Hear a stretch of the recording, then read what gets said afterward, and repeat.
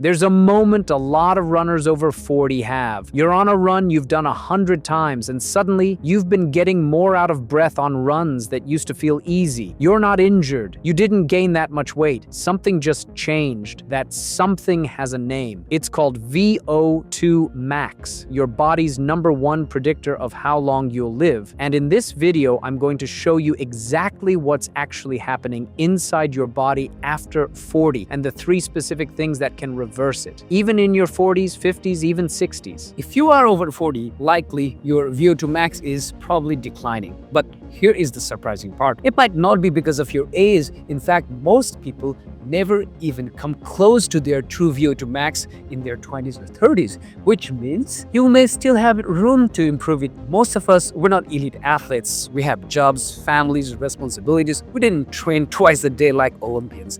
And that turns out to be good news, because it means your ceiling was never fully used. We'll talk about exact exercise you can do to improve your VO2 max. I'm a sports medicine doctor and fellow 40-plus runner. I actually started running after turning 40. In the first video, we talk about what VO2 max is, why it is considered as a premier indicator of the fitness and longevity. Watch that video first if you have not yet. Today, it's all about this question. I'm 40 years old, or I might be 40 plus. Can I still improve this thing called VO2 max, or is it all downhill from here? The short answer is yes, you can absolutely improve it. Why it declines with age in the first place? Few reasons. The heartbeats are slower at the max speed. Your top speed heart rate drifts down about a few beats each decade. So your engine can't rev quite as high as it did back in 25. Secondly, muscles and mitochondria, they go in vacation. We lose muscles at these tiny power plants inside them. That is exactly why the strength exercise comes into the play. Also, the blood highway thins out. And also there is hormonal piece for the ladies after 40 around menopause. Dropping estrogen makes that slope of the VO2 max even steeper, especially if we are in a job that requires us to sit quite a bit. On average, VO2 max slides about 10% per decade, about almost 1% a year after 20s. But that graph assumes we're mostly sitting. So here is the twist. We can still improve it. Most of this decline is optional. Research suggests roughly half, sometimes even more, of VO2 max decline is from inactivity. Like if we let the body and biology run its natural course. I'm here with the good news. It is trainable in 50s, 60s, even 70s. And we can bump VO2 max by around 10 to 20% with a few months of structured training. There's this tussle between biological aging and behavioral aging. Biology nudges the VO2 max down, and our daily choices doesn't let it do that. Think of this. There are 2 65-year-olds at the airport. One is power walking to the gate with a carry-on.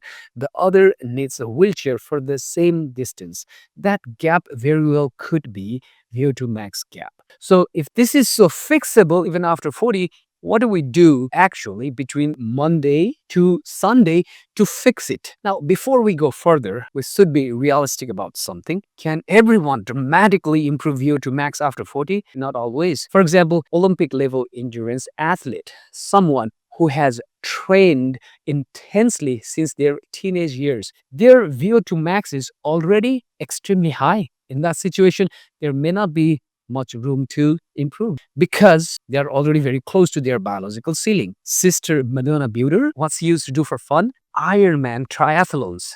She was still competing at 82 years old. At 82, her VO2 max was higher than most sedentary 30 years old. How come? In fact, many people improve their VO2 max later in the life simply because they started training more strategically, So the goal is not to become Olympic athlete. The goal is to become the best version of yourself. And that's exactly where my AAA system for runners over 40 can help. Now, let's talk about the training. AAA stands for aerobic training, anaerobic training, and adaptation. The aerobic training is your easy running, longer runs, but comfortable pace. You're still able to talk to your running partner or sing along to the song that you are listening to. What I do, I go like, once upon a younger years, when all our shadow disappears, the animal inside came out to play. Come back. For most of us, that might be brisk walking, easy jogging, cycling, or elliptical, your choice. Aim for about 3 to 4 times a week, about 30 to 45 minutes. This steady work builds your oxygen highway system. This is also called zone 2 training, and I'll talk a lot about it in my next video. Second is the anaerobic training, and this is the heart of today's video. This is also called VO2 max training as well. These are your short visits to breathless intervals and strength training that push the system just enough to stimulate the VO2 max gain. You only need 2 to 3 these harder sessions per week. That might be 1 to 2 interval days and 1 to 2 strength days, depending on your schedule. Research shows that even 1 to 2 interval sessions a week for 8 to 12 weeks can noticeably improve your VO2 max even in older adults. What exactly can be done? If you are just beginning, warm up for about 10 easy minutes, then 6 times, 1 minute a bit breathless, 2 minutes easy, then cool down 10 minutes. Once you're comfortable with that interval training, I want you to up your game and replace that with the next level of interval training, the Norwegian 4x4 method. It's pioneered by Norwegian University Science and Technology researchers. It is widely considered as gold standard for VO2 max improvement and cardiorespiratory fitness. It consists of 4 high-intensity intervals, each lasting 4 minutes, separated by 3 minutes active recovery period. So it can go like this: warm up, 10 minutes easy, then 4 rounds of 4 minutes hard but controlled. You can just say a few words, not a sentence. And any exercise that raise your heart rate, like bike, rowing machine, that would work. Don't go all out, because you have to sustain this for 4 minutes and you have to do it 4 times. They are intervalled by 3 minutes, very easy, walk or jog.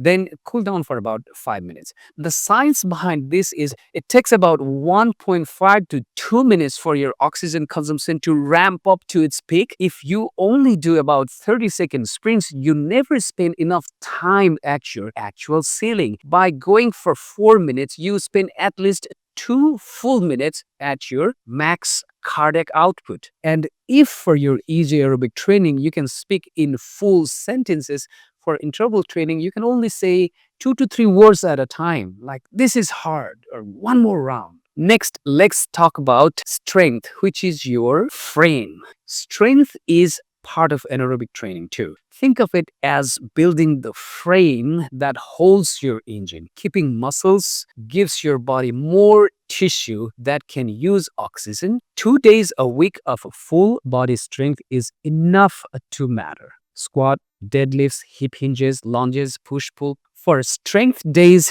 think about 20 to 30 minutes for strength, and for interval days, think about 25 to 40 minutes per session, including warm-up and cool-down. Now, the last A is the adaptation, and this is the part most of us want to skip, but this is where magic actually happens. Your body does not get stronger during the workout. It actually gets stronger after the workout. When you rest, sleep, give it time to rebuild. That's literally when your heart, muscles, mitochondria get to adapt. That means 1 to 2 true rest or very easy days per week, spacing your hard sessions so you're not stacking all the intensity back to back. Good sleep also counts as a training. Load and recover. load and recover. Before I wrap up, a quick bonus on the nutrition side, because training is only half the equation. What you eat after a run affects how fast you recover, and faster recovery means faster adaptation. After my pre and post run,